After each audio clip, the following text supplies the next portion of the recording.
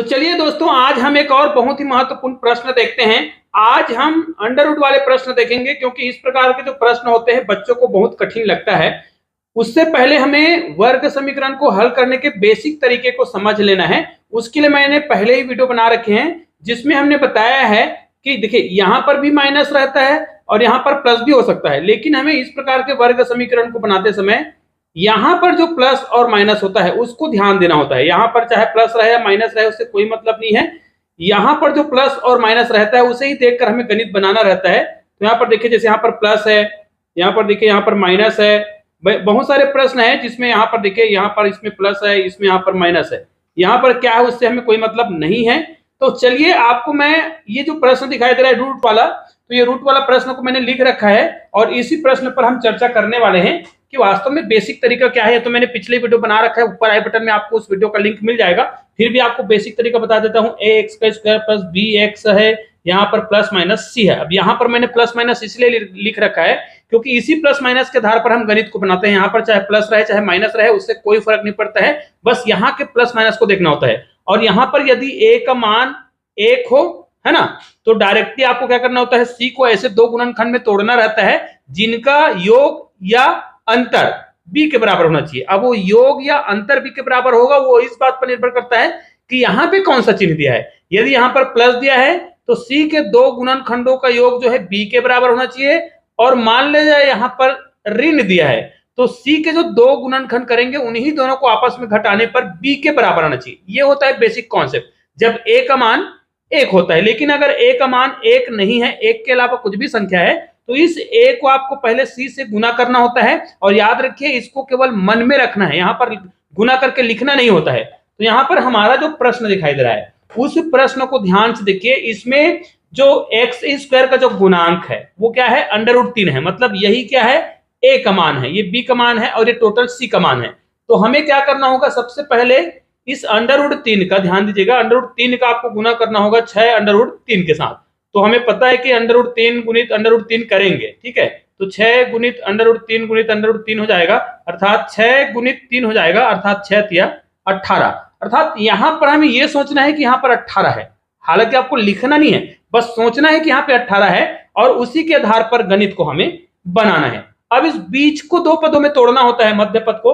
तो यहाँ पर आपको क्या करना है, अंडर रूट 3, ठीक है, और यहाँ पर x का स्क्वायर है, इसको कुछ भी नहीं करना है, प्लस है। यहाँ पर हमें इसको दो भागों में तोड़ना है और तोड़ने के लिए हमें क्या करना पड़ेगा, इसको सोचना है और केवल इसको नहीं सोचना है। यहाँ पर हमने इसको गुना किया था तो हमारा उत्तर कितना आया था, 18 आया था। मतलब हमें यहाँ पर सोचना है कि यहाँ पे 18 है, क्योंकि एक्स स्क्वायर का गुणांक अंडर रूट 3 है, उसका गुणांक यहाँ पर हम गुना करते हैं। तो यहाँ पर कितना आ गया था, 6 तिया 18। अब 18 के ऐसे दो गुणनखंड तोड़ने हैं जिनका योग, यहाँ पर प्लस दिया है ना, तो उनका योग 9 के बराबर होना चाहिए था। यहाँ पर अगर माइनस होता तो उनका अंतर 9 के बराबर होना चाहिए। इसलिए मैं बोला ना कि यहाँ पर जो चिन्ह होता है उसको ध्यान से सुनिएगा।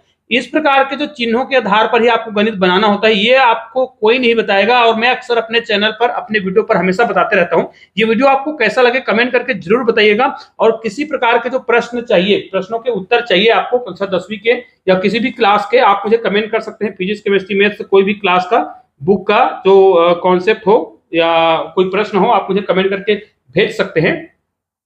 तो चलिए हमें यहां पर लाना है, 18 को दो भागों में तोड़ना है।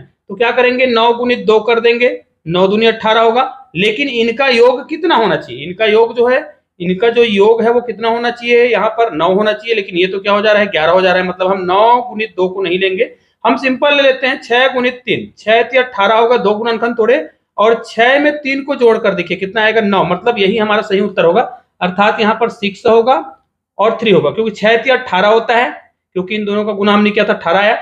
और इनको हम गुना कर देंगे x से, ठीक है, यहाँ पर x से, और प्लस इसको इतना ही लिखना है, इसको 18 लिखने की आपको आवश्यकता नहीं है, ये केवल आपके मन में रखना है, ठीक है, गुना करके।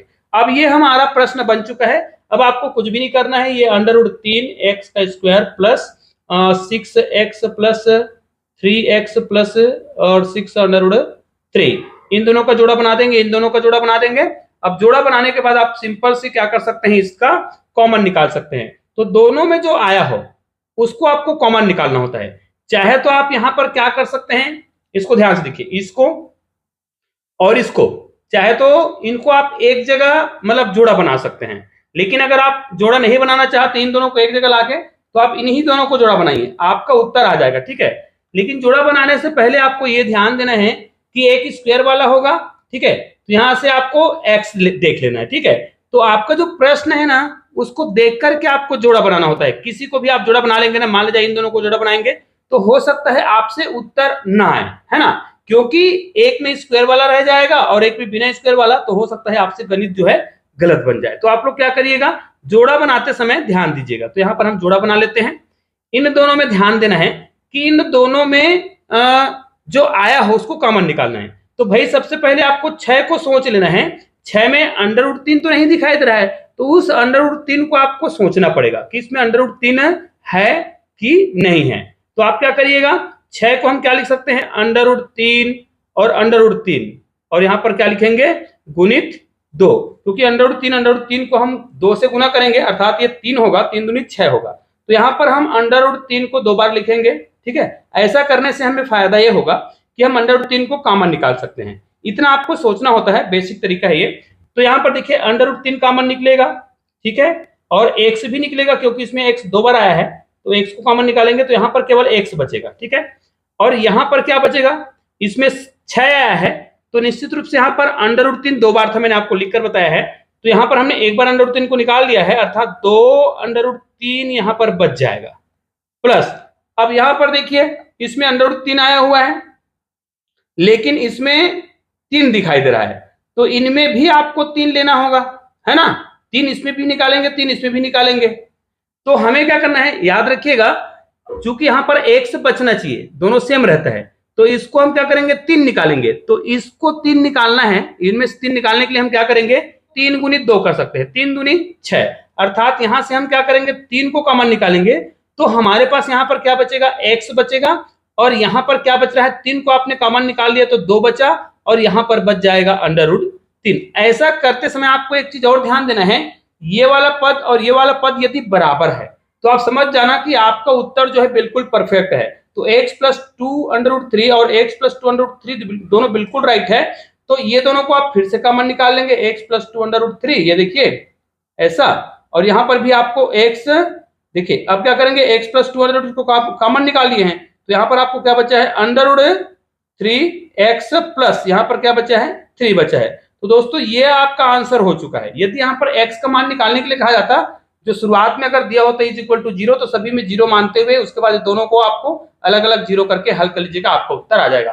निश्चित रूप से बहुत ही महत्वपूर्ण वीडियो है, तो इस वीडियो को अधिक से अधिक शेयर जरूर करिएगा। चलिए मिलते हैं एक और बेहतरीन वीडियो के साथ, तब तक के लिए जय हिंद, जय भारत।